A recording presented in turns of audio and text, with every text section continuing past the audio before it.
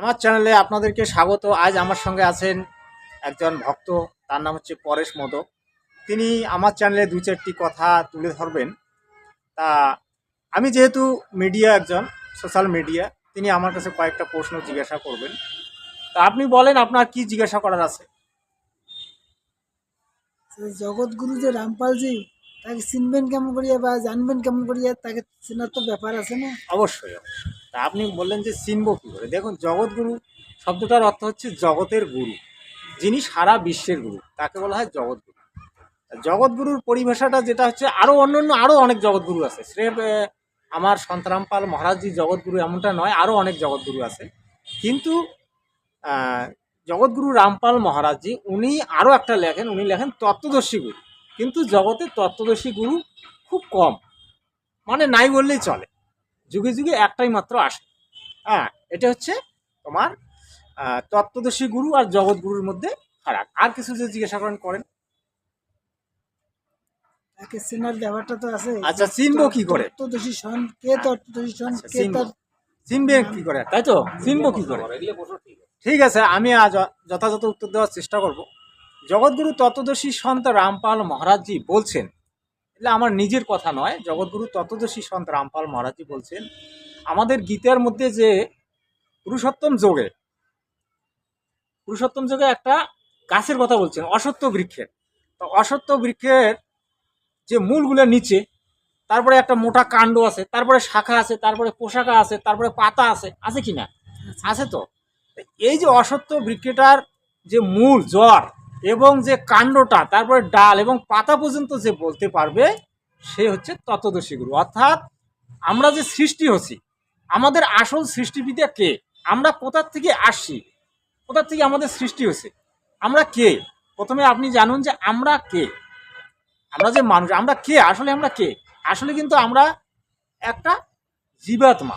এই যে শরীরটা দেখছেন, এটা আপনি এই শরীরটার উপরে একটা কাপড় পরছেন, এটা আপনার একটা খোলস মনে করো। তো এই যে জীবাত্মাটার উপরে এই যে শরীরটা, এটা একটা কিন্তু খোলস, এটা একটা খোলস। তা এই জীবাত্মাটা হচ্ছে মূলধর। তা এই জীবাত্মা আর পরমাত্মার তত্ত্ব কথা পরিপূর্ণভাবে যে গুরু বলতে পারেন, এবং অশ্বত্থ বৃক্ষের মূল থেকে কাণ্ড শাখা প্রশাখা পর্যন্ত যে বলতে পারেন, তিনি হচ্ছেন তত্ত্বদর্শী গুরু। অর্থাৎ আমরা আমাদের সৃষ্টিপিতাকে, আদি পিতাকে, এবং আমাদের লালন পোষণ কে করে, আমাদের সংহার কে করে, এই যে তত্ত্বগুলি পরিপূর্ণভাবে যে দিতে পারে, তিনি হচ্ছেন তত্ত্বদর্শী গুরু। বলেন আর কিছু যদি জিজ্ঞাসা করার থাকে। জিজ্ঞাসা কি করি, ওগুলো তো গানের মধ্যেই না পাওয়া যায়। হ্যাঁ পঞ্চ আত্মা পঞ্চরূপ হিসেবে দেখতে পাই। হ্যাঁ, বলেন। একতায় দুই জন্ম, পরমাত্মার মরণ নেই। হ্যাঁ, পরমাত্মার কোনো মরণ নেই, আত্মারও মরণ নেই, এই জীবাত্মারও মরণ নেই, জীবাত্মা মরে না। বলেন। পরম থাকে নিরাকারে, খেলছে খেলা নীরবে। হ্যাঁ জীবাত্মা জীবিত থাকে পরমাত্মার জগতে। হ্যাঁ, এই যে বাস্তব কথা বলছেন আপনি, এই যে আপনি সত্য কথা বলছেন, কিন্তু এটা কিন্তু সত্য কথা। আপনি বলেন আগে আরো বলার কিছু। বলেন বলেন।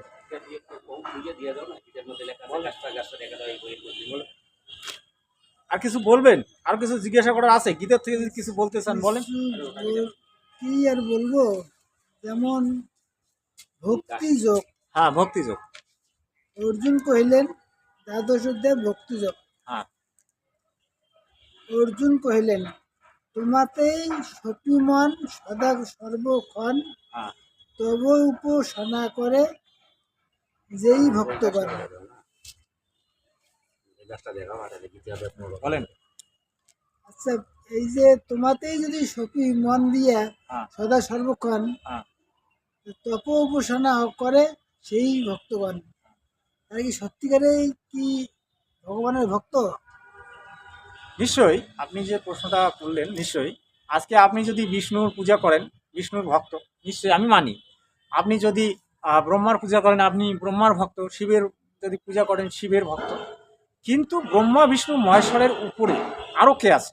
ব্রহ্মা বিষ্ণু মহেশ্বরের পিতা হচ্ছেন জ্যোতি নিরঞ্জন কালপুরুষ, যেটা তত্ত্ব আমার যেটা সদ্গুরু রামপাল মহারাজজি বলছেন। এবং তাদের মাতা পিতা হচ্ছে দুর্গা দেবী। আপনি একটু মনোযোগ সহকারে শুনবেন। তাদের মাতা পিতা হচ্ছে দুর্গা দেবী এবং তাদের পিতা হচ্ছে জ্যোতি নিরঞ্জন ব্রহ্ম বা কালপুরুষ। তাহলে আবার তার উপরে আছে, তাহলে এই যে জ্যোতি নিরঞ্জন এবং দুর্গা দেবী সৃষ্টিকে করে, বুঝছেন? এই যে দুর্গা দেবী এবং জ্যোতি নিরঞ্জনেরও সৃষ্টি পিতে আছে। তো সেই সৃষ্টিপিতে হচ্ছে অনাদির আদি গোবিন্দ বলতে যে একটা আছে আমাদের গীতায়, অনাদির আদি গোবিন্দ এই শব্দটাকে বুঝতে হবে। যেমন আমাদের বাংলায় কিন্তু অনাদির আদি গোবিন্দ কৃষ্ণকে বলতেছে, কিন্তু অনাদির আদি গোবিন্দকে, অনাদির অর্থাৎ আদিরও আদি, তাকে বলা হয় অনাদির আদি। আচ্ছা এবার শোনেন, হ্যাঁ উভয় যুগের মধ্যে, হ্যাঁ। উভয় যুগী মানে অনেকগুলো যুগের মধ্যে, উভয় যুগের মধ্যে কাহারা প্রধান? আচ্ছা, উভয় যুগের মধ্যে কাহারা প্রধান? দেখুন অনেকগুলো যুগই আছে। প্রকাশ করিয়া বলো, হ্যাঁ। করুণা করুণা নিদান। উভয় যুগের মধ্যে, যুগী ধরেন বিভিন্ন ধরনের যুগী আছে, কেউ কর্মযুগী, কেউ সন্ন্যাস যুগী, কেউ তত্ত্বযুগী, কেউ জ্ঞান যুগী। তার মধ্যে জ্ঞান যুগী সর্বশ্রেষ্ঠ। জ্ঞান যুগী হচ্ছে সর্বোত্তম, মানে সর্বশ্রেষ্ঠ। জ্ঞান যুগীর উপরে হয় না, কারণ জ্ঞান অস্ত্র দ্বারাই আমরা আমাদের যে পাপকে খণ্ডন করতে পারি এবং আমাদের কুকর্মগুলিকেও আমরা খণ্ডন করতে পারি জ্ঞান অস্ত্র দ্বারা। বাকি কিন্তু সে জ্ঞান থাকলেও তো হবে না। জ্ঞান যে থাকবে, খালি জ্ঞান থাকলে যে তোমার যোগ সাধন হবে সেটাও তো হবে না। নিশ্চয়ই জ্ঞান, দেখুন জ্ঞান না হলে আপনি আজকে আমার এটাই আছে কর্মই হচ্ছে ধর্ম। আজকে যে কোনো কর্ম করো বা যে ভক্তিটা করতেছেন, এটা একটা কর্ম। হ্যাঁ, আচ্ছা নিশ্চয়ই নিশ্চয়ই, কর্ম অবশ্যই, কর্ম অবশ্যই, কর্মই হচ্ছে ধর্ম। যে ভক্তিটা করতেছেন এটা একটা কর্ম। কর্ম না করলে তোমার ভক্তিটা কিন্তু হতো না। হ্যাঁ হ্যাঁ, হতো না, এই কর্মই হচ্ছে ধর্ম। কর্ম ছাড়া জীবনটা মৃত্যু তুল্য। হ্যাঁ হ্যাঁ, অবশ্যই। আমি এর একটা উত্তর দিতে চাই। সবসাই ভগৎজি, না, আমি ওনার উত্তরটা দিই আগে, আপনি পরে বলেন। আপনি বললেন যে কর্ম ধর্ম, কর্ম না করলে কোনোটা হয় না। দেখুন, আপনি যখন জন্ম নিছেন, আমি উদাহরণস্বরূপ দিতেছি, আপনি যখন জন্ম নিছেন তখন আপনি নিশ্চয়ই কথা বলতে পারতেন না, কিন্তু আপনার বাবা মা আপনাকে শেখালো কথা বলা। তা কথা বলা শেখালো, কে কাকা কে কাকি, সরেও সরেয়া, অক্ষর জ্ঞান আপনাকে দিল, স্কুলে দিল। তা আপনি যদি আজকে এই যে অক্ষর জ্ঞানটা না জানতেন, তাহলে কি আপনি আজকে এই ডিবেটের মধ্যে আসতে পারতেন? এটা অক্ষর জ্ঞানটা জানা মানে কি, এটা জ্ঞান। এই জ্ঞানটুকু জানছেন, যার ফলে আপনি আজকে আমাদের সামনে ডিবেট করতেছেন, শাস্ত্র আলোচনা করতেছেন, ভালো জিনিস। হ্যাঁ, তা দেখুন, জ্ঞান ছাড়া যেটা আপনি কর্ম বলছেন, কর্মটাও আপনি জ্ঞান না হলে পারবেন না।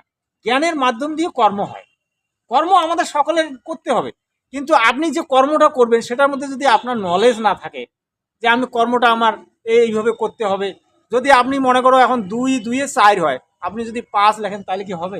নিশ্চয়ই হবে না। বিনা ফালতু কর্ম। হাবিনা ফালতু হলো। তাহলে আমাদের জ্ঞানেরও যেমন প্রয়োজন আছে, কর্মেরও প্রয়োজন আছে। দুটি ওতপ্রোতভাবে জড়িত, বুঝছেন? কর্ম ছাড়া জ্ঞান হবে না, আর জ্ঞান ছাড়া ভাই কর্ম হবে না। যেমন আমাদের শ্বাস প্রশ্বাস চলে, তা এটা এই বাম পাশ দিয়েও শ্বাস চলে, ডান পাশ দিয়েও শ্বাস চলে, কিন্তু যে একটা বন্ধ করে দেওয়া যায়, চলবে কি? নিশ্চয়ই চলতে পারবে না, কিন্তু কষ্ট হবে। সেই রকম মনে। তাই গীতা জ্ঞানদাতা বলছে অর্জুনকে, হ্যাঁ বলেন। যে অর্জুন, আমাকে ভক্তি অর্থাৎ ভজনা বা পুজো সাধনা করে 4 প্রকারের। 4 প্রকারের। আর অর্থাৎই জিজ্ঞাসু, আর হচ্ছে জ্ঞানী। তো এই 4 জনের মধ্যে জ্ঞানী হচ্ছে আমার শ্রেষ্ঠ। কিন্তু অর্জুন, এই জ্ঞানীও আমার এই ঘাটিয়ে নিয়মের সঙ্গে, অর্থাৎ ওনার যে পূজার বিধি কতগুলো আছে, ওনার পূজাকে কি বলল? ঘাটিয়ে, জঘন্য পূজার মধ্যে লিপ্ত আছে।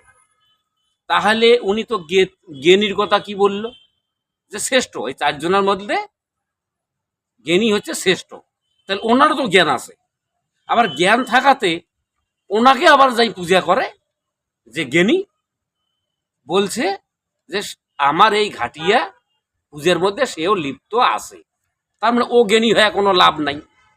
এবারে এর আগে এই আমার পড়শি, না ভগৎ ভাই, তত্ত্বদর্শী গুরুর পরিচয়টা আপনি দেন। তত্ত্বদর্শী গুরুর এই যে পিপল বৃক্ষটা, হ্যাঁ, আপনি এদিকে একটু ধ্যান দেবেন। একটু ধ্যান দেন। হ্যাঁ, আমি কথাটা তত্ত্বদর্শী বলছি, গুরুর কারণ ব্যাপারে। দেখেন, খালি আমি বললাম, আপনি শুনলেন না, না তো বুঝলেন না, কোনো লাভ নেই। কেননা এই অজ্ঞানের কারণেই এই সমস্যাগুলো দাঁড়ায়। ঠিক আছে? তাহলে এখানে পুস্তকটি হচ্ছে শ্রী শ্রী রামপাল মহারাজ দ্বারা লিখিত বা রচিত জ্ঞান গঙ্গা। তাহলে এই যে আমার হাতে যে পুস্তকটি আছে এটা হচ্ছে মধুময়ী পদ্মগীতা, ঠিক আছে। তা যাই হোক, এখন আমরা এখানে একটা করব আলোচনা, যে এখানে লেখা আছে সৃষ্টি রচনার মধ্যে জ্ঞানগঙ্গা পৃষ্ঠা নাম্বার 45 একটা চিত্র আছে, একটা গাছের চিত্র। দেখেন ভালো করে, দর্শক বিন্দু দেখার দরকার আছে। তাহলে গীতা অধ্যায় 15 মন্ত্র নাম্বার 1 থেকে 4 মাঝখানে লেখা আছে, প্রথম মন্ত্রে বলা আছে, কহেন শ্রী ভগবান মূল হয় যার, উৎকৃষ্ট পুরুষোত্তম অদদেশে তার। কি বলছে ভগবান শ্রীকৃষ্ণ? কি বলছে? যার মূলে যে হয় উৎকৃষ্ট পুরুষোত্তম, পুরুষের মধ্যে পুরুষোত্তম, অদদেশে তার, অর্থাৎ মূল অধ নিচের দিকে থাকে, অধদেশে। তা এখানে কিন্তু এই গাছটাকে উল্টো করে রাখছি। আচ্ছা, এবারে হিরণ্য গর্ভাদি শাখা প্রশাখা নিচয়, সংসার অসৎ বৃক্ষ তা দৃশ্য অব্যয়, এর কর্মকাণ্ডরূপ বেদ সনাতন, পত্র ও পল্লব রূপ হয় অগণন। এখানে কিন্তু একটা পিপল অর্থাৎ অসৎ গাছের উদাহরণ দিয়া এই সংসারের একটা উদাহরণ দিল। কিন্তু আমরা কিন্তু এটা পড়লাম গীতা পাঠে বসিয়া বহু কিছুই মন্ত্র করলাম, বেদাসন করলাম, যাই হোক সব কিছু বললাম, পড়ার ফলে এটা কিন্তু পড়লাম, পড়িয়া কি বুঝলাম? এখন যাই যেটা বুঝলাম সেটাই বড় মনে করলাম। এখন এখানে এই কথাটাই কিন্তু গীতা অধ্যায় 15 রামপালের রচিত পুস্তকের মধ্যে যে লেখা আছে, একদম চিত্র সহকারে দেখেন, গীতা অধ্যায় 15 মন্ত্র নাম্বার 1 কিন্তু ওই কথাটাই বলছে, যে মূলে দেখেন কোন ভগবান আছে, আর এই গাছটার অসৎ বৃক্ষের চিত্রটা দেওয়া আছে। তা এই গাছটার মূলে, অর্থাৎ মূলে শিকড়ে গোড়ায় কে আছে, এটা কে আছে, এটা যে বলতে পারবে। আর এই গোড়ার থাকিয়ে এই যে এই কাণ্ডটা, এই কাণ্ডের মধ্যে কে আছে, এবং এই কাণ্ড থেকে একটা যে ডার বাইর হলো, ঠিক আছে, এই ডারে কি কোন ভগবান আছে। এবার ডার থাকিয়ে তিনটে যে শাখা, এই যে তিনটা শাখা বাই হলো, আর এই শাখার থেকে পোশাখা বাই হলো। এই শাখার মধ্যে কে আছে এবং পোশাখার মাঝখানে কে আছে, যে বলতে পারবে একদম এখানে কে আছে, এখানে কে আছে, এখানে কে আছে, এই তিনটে শাখার মাঝখানে কে আছে, এবং পত্র এবং পল্লবে কে আছে, যে গুরু বলতে পারবে, সেই হচ্ছে তত্ত্বদর্শী বেদবিদ গুরু, সেই শাস্ত্রবিধি দিবে, সেই হলো তত্ত্বদর্শী জ্ঞানী। তা এই যে চিত্র সহকারে দিছে, এই পুস্তকটা দেখিয়ে যারা নকলি গুরু আছে এতদিন পর্যন্ত গীতা পাঠ করছে, কিন্তু কোনো অজে 15 অধ্যায় পড়ে গেল, বাস ওইদিকে আসছে না। আপনি যথাযথ উত্তর দিলেন, এখন বিচার করেন। আপনি যথাযথ উত্তর দিলেন। তা বলেন আপনার আচ্ছা। দ্বিতীয় কোশ্চেন কি আছে? দ্বিতীয় কোশ্চেন কি আছে বলেন, আর কিছু কোশ্চেন থাকলে। তা আপনি দেখুন, আমরা যে আপনাকে উত্তরটা দিলাম, এই যে জগৎগুরু বা তত্ত্বদর্শী গুরু, আপনার এই উত্তরটা কিরকম লাগলো সেটা বলবেন, যে আমরা যথাযথ আপনাকে উত্তর দিতে পারছি কিনা সেটা বলবেন। দর্শকরা আপনার কথাটা কিন্তু শুনবে, বলেন। কি আর শুনি, ওগুলো না সব একই জানা যায়। ওই যে বলবেন তো কিছু, যে আমরা যে উত্তরটা দিলাম সেটা সঠিক না বেসঠিক, এটা বলেন। আমরা তো প্রমাণের সঙ্গে আপনাকে উত্তর দিলাম, আপনি তো বলবেন যে আমরা সঠিক দিলাম না আমরা ভুল দিলাম। দেখেন, এখানে আমার মুখের কথা হবে না।